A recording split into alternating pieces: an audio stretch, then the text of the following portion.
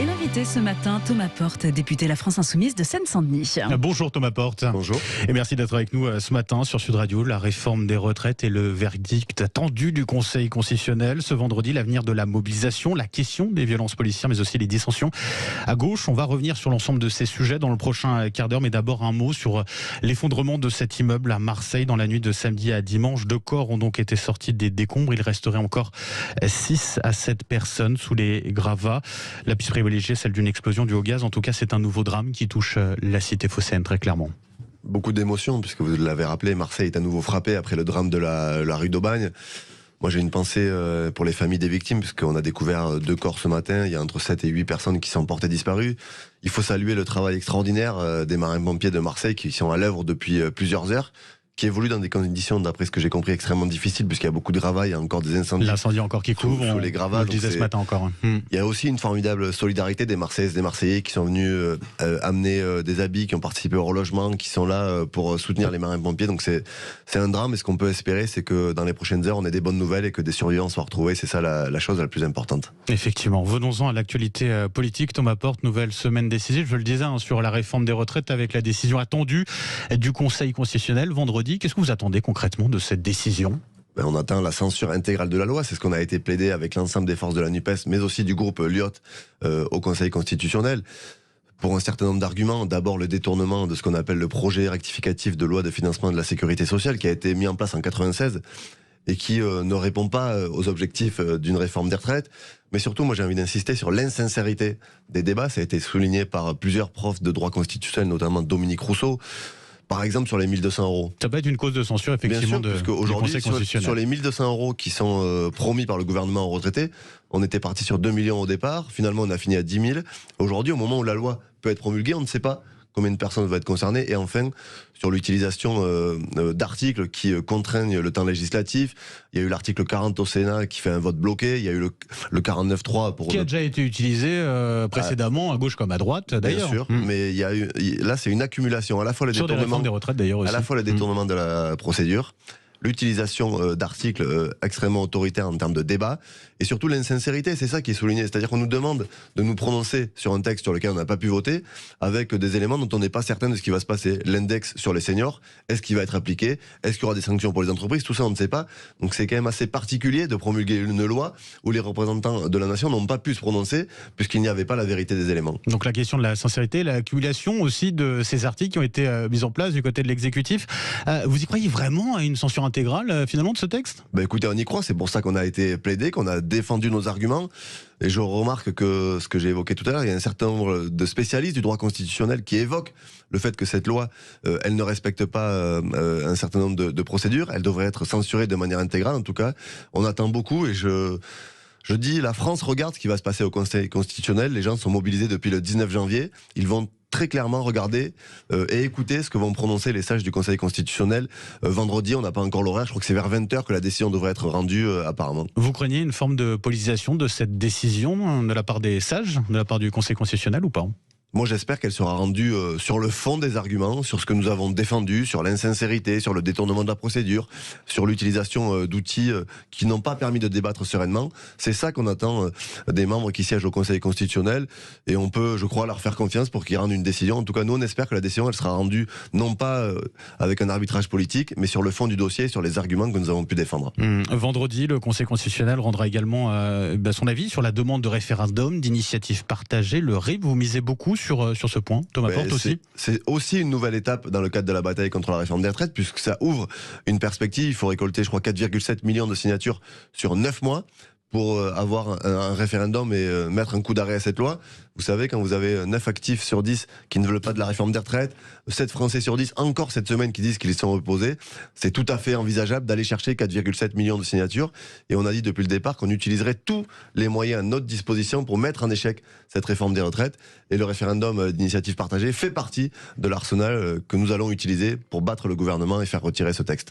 Ça serait une incompréhension de votre part si le Conseil constitutionnel venait à refuser la mise en place de ce référendum d'initiative partagée?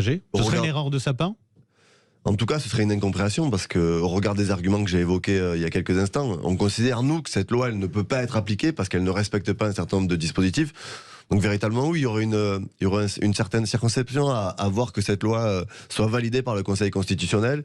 Maintenant, il y a une décision qui va être rendue vendredi. Il y a une mobilisation la veille, jeudi. Moi, j'appelle déjà à participer très largement à la manifestation, à l'appel de l'intersyndicale. Il y aura certainement d'autres dates après le Conseil constitutionnel si la loi n'est pas censurée. La mobilisation continue, donc nous attendons sereinement la décision. Ouais, elle risque de continuer cette mobilisation. En tout cas, vous appelez à ce qu'elle continue, même si, eh bien, il n'y a pas de censure, en l'occurrence vendredi. Mais le pays n'est pas à l'arrêt, le travail reprend. Il y a de moins en moins de grévistes. Tout de même, on a l'impression que cette mobilisation contre la réforme des retraites, elle s'éteint petit à petit, non ? La mobilisation, elle s'éteint pas, elle est lancée depuis le 19 janvier. Il faut quand même mesurer ce que ça veut dire en termes de périodicité, en termes de mobilisation. Il n'y a pas eu une seule journée d'action où on a eu moins de 1 million de personnes dans la rue, ce qui est énorme par rapport aux dernières années. Effectivement, il y a des grèves qui s'arrêtent, il y en a d'autres qui reprennent, mais parce qu'il faut aussi comprendre que faire grève depuis plusieurs jours, plusieurs semaines, ça coûte très cher. Il y a des gens qui ont fait le choix d'être en grève reconductive depuis le 7 mars. Et il continue d'y avoir des actions partout dans le pays. C'est pas forcément des actions de blocage, c'est des actions symboliques, des opérations de péage gratuit, des occupations de sites, l'interpellation de membres du gouvernement qui se déplacent. Je crois pas que cette mobilisation elle s'arrête, elle continue. En tout cas, il y a une nouvelle date à l'agenda. Et effectivement, il faudra la continuer si la décision du Conseil constitutionnel ne censure pas cette loi. Moi, j'appelle à continuer à mener la bataille. Au sein, en tout cas à la suite de l'intersyndicale qui est réunie, il y a déjà un 1er mai unitaire qui est annoncé, ce qui n'était pas le cas depuis 2012 de mémoire. Donc on voit que ça va continuer, que la colère elle est ancrée. Vous avez, je crois, publié un sondage il y a quelques jours qui disait que par exemple 7 patrons sur 10 de TPE-PME étaient pour une retraite à 62 ans et qu'un patron sur 2 de TPE-PME était contre la réforme des retraites. Donc on voit que la colère elle est large dans tous les pans de la société et que les gens sont déterminés à la faire tomber.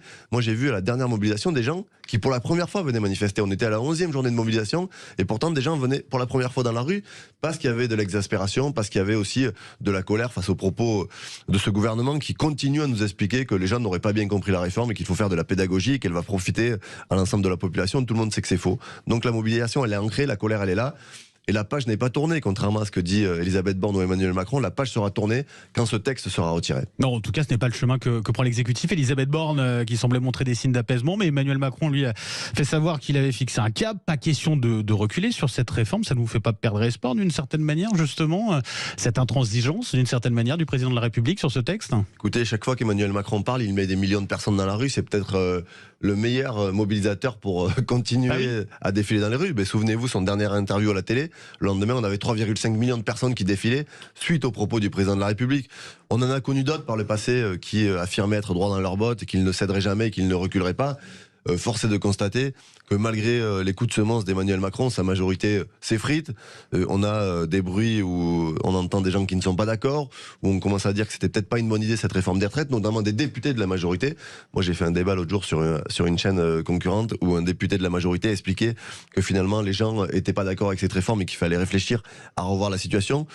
Donc écoutez, Emmanuel Macron peut bien fixer son cap. Il y a un autre cap qui est fixé aujourd'hui par le pays, qui est celui du retrait de la réforme. Un mot sur Elisabeth Borne aussi, qui dit qu'elle pense encore pouvoir être utile dans la crise que le pays traverse. Comment vous réagissez à ces propos ? Est-ce que vous pensez également qu'elle peut être utile ? Et moi, j'ai pas d'appétence particulière pour Elisabeth Borne et qu'elle soit utile ou pas au pays. C'est pas une question de personne. Pour moi, c'est une question de politique et d'orientation.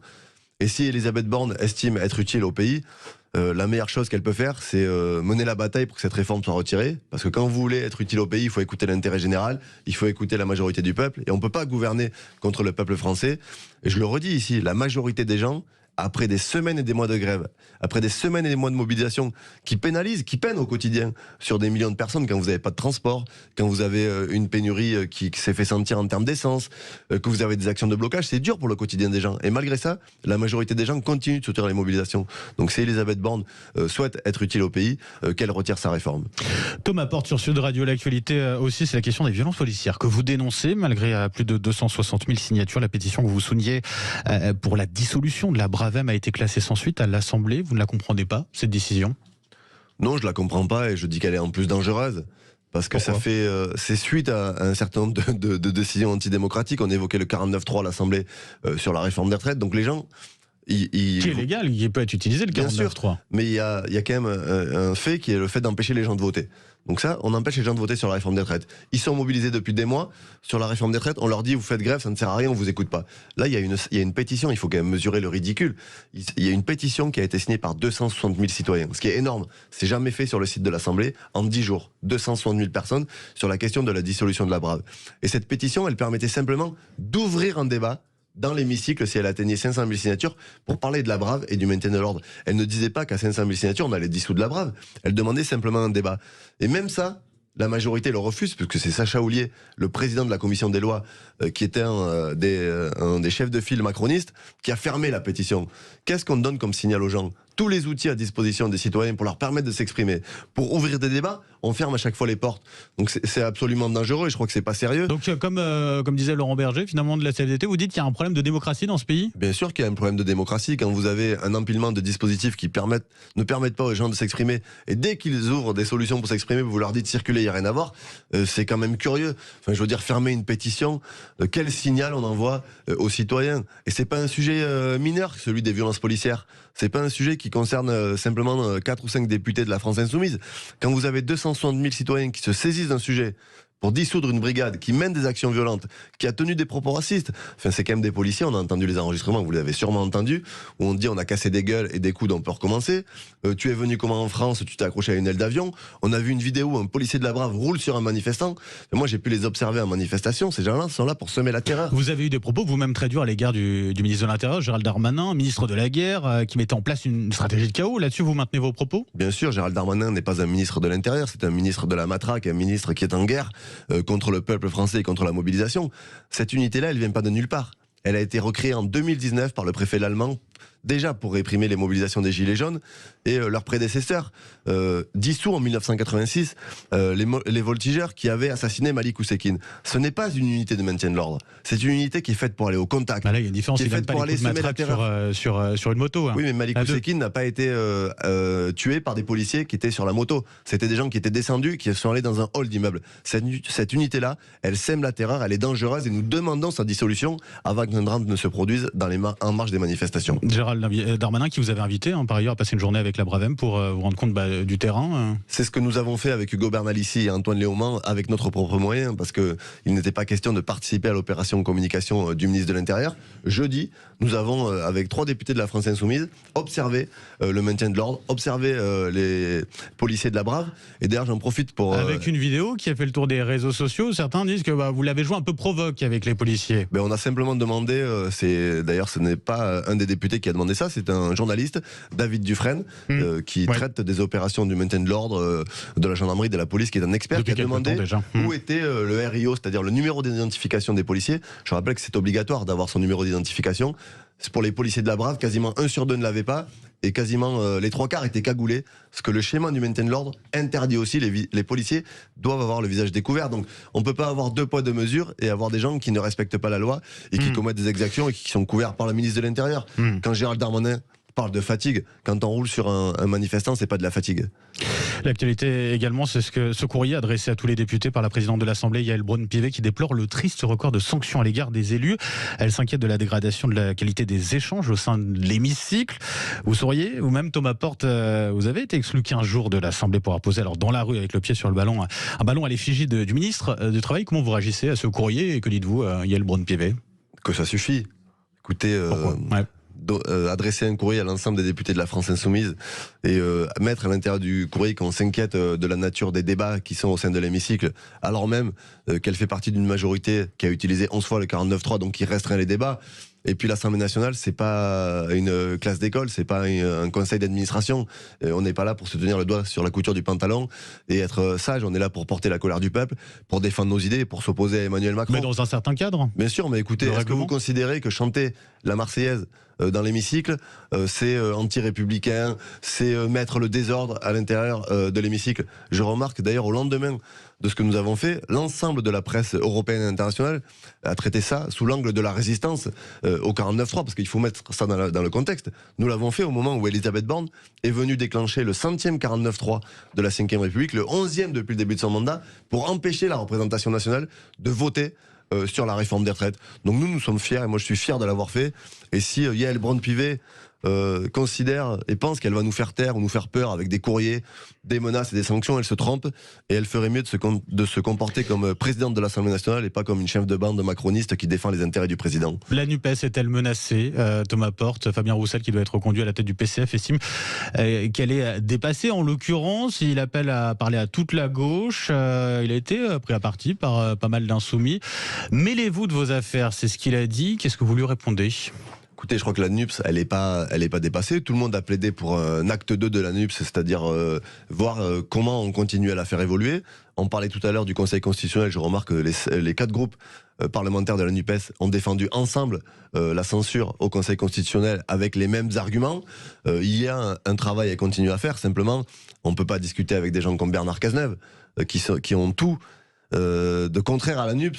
Je rappelle quand même que Bernard Cazeneuve, ministre, c'est celui sous lequel Rémi Fraisse est décédé à Sivens, qui a tenu des propos extrêmement graves, notamment sur les organisations syndicales. Donc moi je veux bien entendre... Donc le PCF en tout cas a toujours sa place au sein de la NUPES, et Fabien Roussel aussi. Bien sûr, le Parti communiste français et Fabien Roussel ont toujours leur place au sein de la NUPES, et nous n'avons jamais dit le contraire. Nous discutons avec les communistes, avec les socialistes, avec les écologistes, et c'est aussi ça qui a permis de donner un nouvel espoir à la gauche dans ce pays sur un programme construit ensemble, un programme radical. Si nous avons aujourd'hui autant de députés, c'est parce que nous sommes partis ensemble aux élections législatives, et d'ailleurs nous avons interpellé les communistes, les socialistes et les écologistes pour commencer à discuter d'une liste commune aux européennes. Très rapidement, Adrien Quatennens, qui doit faire son retour au sein de la France Insoumise jeudi. Vous devez voter, je crois, c'est demain, c'est ça, sur son retour ou non dans le groupe. Est-ce que vous y êtes favorable? Demain, il y aura une discussion collective qui sera prise au sein du groupe parlementaire de la France Insoumise, et il y aura une expression collective. Moi, j'ai mon avis là-dessus, mais je ne parlerai pas avant que la décision du groupe soit prise. C'est une question de respect. C'est dommage, vous pouvez, pour le coup, ça peut être une opinion à faire valoir. Non, parce qu'il y aura une expression collective du groupe qui sera faite demain à l'issue d'une discussion. Bon, en tout cas, on suivra ça. Merci beaucoup, Thomas Porte, député LFI de Seine-Saint-Denis. Bonne journée à vous. Merci. Merci, 8h34 sur Sud Radio. On revient dans un instant avec la revue de presse et puis les débats, bien sûr, avec Arlette Chabot et Eric Revel. À tout de suite sur Sud Radio. 7h-9h, le grand matin Sud Radio.